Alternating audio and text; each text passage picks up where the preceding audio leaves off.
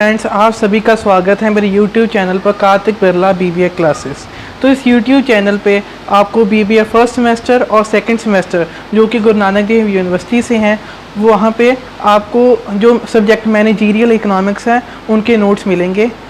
अगर आप BBA first semester में हो तो आपको जो सब्जेक्ट लगा है वो है मैनेजरियल इकोनॉमिक्स पार्ट 1 या BBA 105 कोड है इसका, और ये माइक्रो इकोनॉमिक्स है। और अगर आप BBA सेकंड सेमेस्टर में हो तो आपका जो सब्जेक्ट है वो है मैनेजरियल इकोनॉमिक्स पार्ट 2, उसका कोड है BBA 205 और वो मैक्रो इकोनॉमिक्स है। ठीक है, तो आज हम इस वीडियो में meaning of demand, definition of demand, features of demand and types of demand cover करेंगे। तो मैं आपको सिलेबस भी दिखाता हूँ, आपको मैं इसको जूम इन करता हूँ। तो आप अपनी स्क्रीन पे देख रहे होंगे, ये आपका सिलेबस है for the BBA 105 code, subject है मैनेजरियल इकोनॉमिक्स पार्ट 1। ठीक है, तो हम सबसे पहले सेक्शन A से शुरू करेंगे, थ्योरी ऑफ डिमांड से। ठीक है, हमारे सिलेबस में आप देख सकते हो थ्योरी ऑफ डिमांड में meaning of demand and it types है। ठीक है, और लॉ ऑफ डिमांड है, प्राइस इलास्टिसिटी ऑफ डिमांड है। पर इसमें भी हम एक्स्ट्रा टॉपिक कवर करेंगे, जैसे कि हम मीनिंग ऑफ डिमांड कवर करेंगे, डेफिनेशन ऑफ डिमांड कवर करेंगे। ठीक है, फीचर्स ऑफ डिमांड कवर करेंगे एंड टाइप्स ऑफ डिमांड भी कवर करेंगे। ठीक है, तो आपको बेटर अंडरस्टैंडिंग हो जाए इस सब्जेक्ट की, इसलिए मैं एक्स्ट्रा टॉपिक भी कवर करूँगा।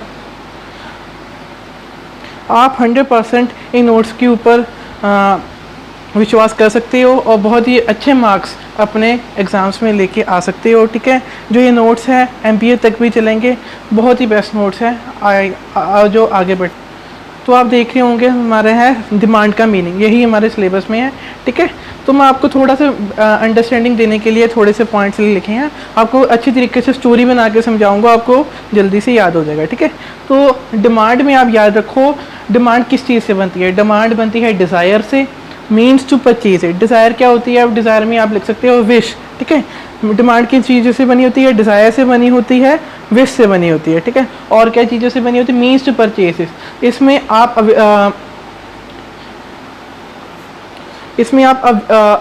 अबिलिटी टू परचेज इट, है ना, एबिलिटी टू बाय, ये भी लिख सकते हैं। मीन्स टू परचेज मीन्स होता है एबिलिटी टू बाय। ठीक है, ये भी है। और दूसरी चीज़ क्या होता है? Readiness to spend, readiness to spend, इसका मतलब क्या होता है? Willingness to buy. तो ये जब सभी चीज़ें मिल जाए, डिमांड क्या होगा? डिज़ायर या wish, means to purchase means ability to buy, readiness to spend का मतलब क्या होता है? Willingness to spend. ठीक है, ये सभी चीज़ें हो जाएं तो हम उसे डिमांड कहते हैं। ठीक है, एनी डिज़ायर्ड, जिसे सपोर्ट कर देता, जो कि सपोर्ट की जाती है by the means of purchase. Desire means wish को जब हम सपोर्ट करते हैं मीन्स ऑफ परचेज के साथ, मीन्स एबिलिटी टू परचेज के साथ, and readiness means willingness to spend, है ना, ये सभी चीज़ें मिलके हमारी क्या बनाती हैं? Give rise to the demand. ठीक है, अभी आपको समझ नहीं आ रहा होगा, मैं आपको स्टोरी बताता हूँ।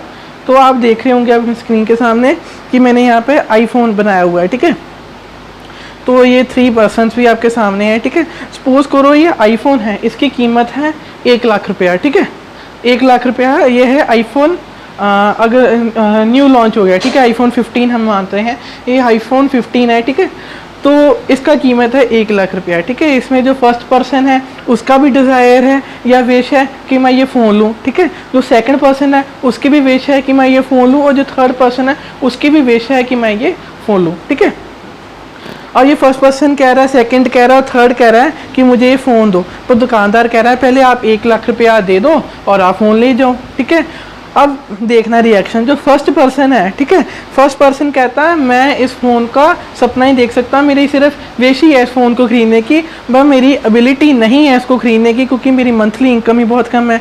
ठीक है, मैं उसको अफोर्ड ही नहीं कर पाऊँगा इसको परचेज़ करना, सिर्फ मेरा ड्रीम है इस फ़ोन को बाय करना है। ठीक है, तो आप याद रखो कि जो फर्स्ट पर्सन है इसकी विश तो है फ़ोन ख़रीदने की, पर एबिलिटी नहीं है। ठीक है, एबिलिटी नहीं है, और एबिलिटी को हम क्या कहते हैं? मीन्स टू परचेज इसकी नहीं है। ठीक है, और चीज़ क्या? मीन्स टू परचेज ही नहीं है, तो readiness to buy, readiness to spend कैसे हो सकती है? विलिंगनेस टू स्पेंड कैसे हो सकती है अगर उसके पास पैसे ही नहीं है?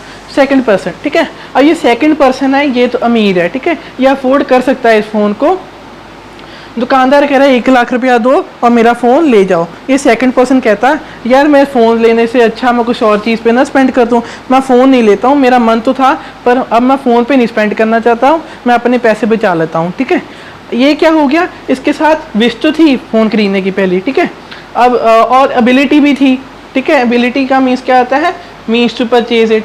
ठीक है, पर ये थर्ड ऑप्शन जो हमारी थी कि जो रेडीनेस टू स्पेंड ये नहीं था, ये विलिंग टू स्पेंड नहीं था। ठीक है, ये केस समझ आ गया। अब थर्ड पर्सन तरफ के चलते हैं। थर्ड पर्सन कहता है ये लो पैसे, वो अमीर भी बहुत था। ठीक है, उसकी विश भी थी, मीन्स वो विश भी कर रहा था, दूसरी चीज़ की एबिलिटी टू बाय भी थी उसकी। ठीक है, और थर्ड चीज़ क्या थी, रेडीनेस टू बाय भी थी। ठीक है, तो ये सारी चीज़ें आप लिख सकते हो, उसमें डिज़ायर भी थी, मीन्स टू परचेज भी थी और रेडीनेस टू स्पेंड भी थी। समझ आ गया। अब मुझ में बताओ कि इसमें से डिमांड कौन होगी, कौन करेगा डिमांड, डिमांड किसे कहें हम, थर्ड पर्सन का जो कर रहा है हम उसे डिमांड कहेंगे। ठीक है, जो फर्स्ट पर्सन करेगा हम उसे डिमांड नहीं करेंगे, हम उसे सिर्फ डिज़ायर कहेंगे। समझ आ गया। जो सेकंड पर्सन है हम उसे भी डिमांड नहीं करेंगे क्योंकि वो सिर्फ वांट है, क्योंकि उसमें विलिंगनेस टू बाय खत्म हो गया, इसलिए वो वांट कहलाएगी। ठीक है, और थर्ड पर्सन जो है इसे हम डिमांड कहेंगे क्योंकि इसमें क्या है बच्चों, desire to buy, means to purchase it and readiness to spend. आपको समझ आ गया होगा। ठीक है, एक बार दोबारा से मैं आपको कहूँगा कि इसके थोड़ा सा आप टेबल बना के रखें, जैसे डिज़ायर क्या है, वांट क्या है। ठीक है, तो टेबल बनाएंगे तो आपको बेटर अंडरस्टैंडिंग हो जाएगी। मैंने आपको समझा दिया है, आप अपनी कन्वीनियंस के तहत उसको टेबल में बनाएं। मैं कहूँगा बेस्ट मेथड आपको अंडरस्टैंडिंग के लिए। तो आप सभी चीज़ें मीनिंग ऑफ डिमांड में लिख सकते हो। ठीक है, मीनिंग आपको मीनिंग समझाना होता है, डेफिनेशन आप एज इट इज़ लिखते हो, मीनिंग की आप लेंथ आप बढ़ा सकते हो, जो आपको आता है वो लिखना होता है मीनिंग में। ठीक है, डिज़ायर में देखो, डिज़ायर क्या होती है, विश। ठीक है, डिज़ायर क्या होती है, जो पहला पर्सन क्या कर रहा था, डिज़ायर, डिज़ायर में क्या कर रहा था, वो विश कर रहा था। ठीक है, जो विश पूरी भी हो सकती है, नहीं भी पूरी हो सकती। जो वो कह रहा है मैं अफोर्ड ही नहीं कर पाता, क्या पता वो आगे जाके अफोर्ड कर पाए, तो वो उसकी सिर्फ ये विश है कि वो फ़ोन खरीदने की, जो कि पूरी हो भी सकती है, नहीं भी हो सकती। और तीसरी चीज़ क्या है, इसमें एबिलिटी टू बाय नहीं होती, या अफोर्ड नहीं कर सकता, इसलिए इसमें एबिलिटी टू बाय है ही नहीं। अगर एबिलिटी टू बाय नहीं है तो विलिंगनेस टू पे नहीं होगा।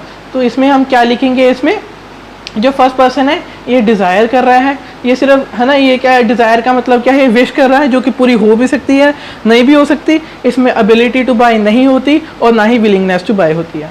क्लियर।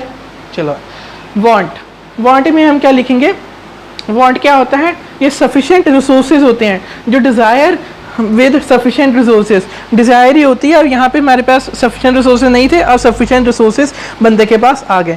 पर इसमें केस देखो क्या है, पर जो कंज्यूमर है वो नहीं चाहता कि वो अपने रिसोर्सेज को क्या करे, स्पेंड करे वो कमोडिटी को बाई करने के लिए। ठीक है, आप यही लिखोगे। और दूसरी चीज़ क्या है, अगर उसकी विलिंगनेस नहीं है, ठीक है, एबिलिटी तो थी पर विलिंगनेस नहीं है, यही लिखना है। क्या है, सबसे पहले डिज़ायर ही है, इसमें सफिशिएंट रिसोर्सेज होते हैं बंदे के पास, पर बंदा नहीं चाहता कि वो अपने रिसोर्सेज को खर्चे। ठीक है, और उसके पास एबिलिटी तो होती है बाय करने के लिए, पर वो विलिंगनेस नहीं है, वो विलिंगनेस नहीं करता है। ठीक है, कि वो उस कमोडिटी को बाय करेंगे। अब आ गया है कि डिमांड क्या होती है। ठीक है, डिमांड में be defined as quantity of commodity that consumer is able to buy, willing to buy at given range of prices. ठीक है, अब डिमांड क्या होगी, डिमांड में डिमांड क्या होती है कि उसके पास जो कमोडिटी है, हम कमोडिटी खरीद रहे हैं। ठीक है, उसको खरीदने की हम डिज़ायर विश भी कर रहे हैं। ठीक है, डिज़ायर भी कर रहे हैं, उसको खरीदने के लिए हमारे पास उसकी एबिलिटी भी है और विलिंगनेस भी है, पर पर्टिकुलर गिवन प्राइस पे है और पर्टिकुलर गिवन टाइम पे है, हम उसे डिमांड कहते हैं। यही इस डेफिनेशन में लिखा गया है। ठीक है, आप ये डेफिनेशन में लिख सकते हो, स्टार्टिंग में भी मैंने आपको डेफिनेशन लिखी थी, एक आगे जाके और डेफिनेशन आएगी। ठीक है, अब डिमांड की मैंने कहा था एक और definition, the term demand refers to the total or given quantity of a commodity or a service that are purchased by the consumer in the market at particular price and particular time. जैसे कि वो मैंने बताया कि इसमें given quantity होती है, service होती है, जो कि परचेज किया जाता है एट अ पर्टिकुलर प्राइस पे एट पर्टिकुलर टाइम पे, हम उसे क्या कहते हैं, डिमांड कहते हैं। मीन्स मेन चीज़ देखो, डिमांड में आपकी डिज़ायर होगी, एबिलिटी होगी, विलिंगनेस टू पे होगी। ठीक है, जिसे हम क्या कहते हैं, desire, means to purchase and readiness to spend. तो यही बेस्ट डेफिनेशन आप लिख सकते हो, सभी तो सेम ही है, ठीक है, जो मर्जी लिख लो आप। आगे टॉपिक जो है हमारा ये कवर कर लिया यहाँ तक, फीचर्स और डिमांड है, ठीक है। फीचर्स और डिमांड में हम कहेंगे कि इसमें जो डिमांड होती है, इसमें एबिलिटी टू बाई होती है, हम एबल टू बाई होते हैं, ठीक है। यहाँ पे हमारे पास जो परचेजिंग पावर एडुकेट होती है, ठीक है। डिमांड एबिलिटी टू बाई के साथ होती है, एडुकेट परचेजिंग पावर हमारे साथ होती है। एट गिवन प्राइस पे होती है, ठीक है, एट गिवन टाइम पे होती है, ठीक है, और एक्सप्रेस इन स्पेसिफाइड क्वांटिटी में होगी। डिमांड कितनी कॉमोडिटी, 500 यूनिट, 600 यूनिट, है ना, ठीक है। ये डिमांड कितनी है अगर किसी चीज़ की, 1 किलो, 2 किलो, 3 किलो, है ना, ये सारा कुछ स्पेसिफिक क्वांटिटी में होगा, स्पेसिफिक प्राइस में होगा और एडुकेट परचेजिंग पावर में होगा, ठीक है। और रिलेटेड टू द टाइम है कि, है ना, ये भी बता दिया। और ये इसमें डिज़ायर टू बाय होता है, एबिलिटी टू बाय होता है, विलिंगनेस टू बाय होता है, सभी चीज़ें वही हैं, ठीक है। और सबसे इंपॉर्टेंट चीज़ कि कौन क्रिएट करता है डिमांड को, तो कंज्यूमर ही है जो क्रिएट करता है डिमांड को, ठीक है। ये चीज़ बहुत इंपॉर्टेंट है। डिमांड बेसिकली किसके ऊपर डिपेंड होती है, utility of an a product. Utility means value of an a product, है ना, कितनी प्रोडक्ट की वैल्यू है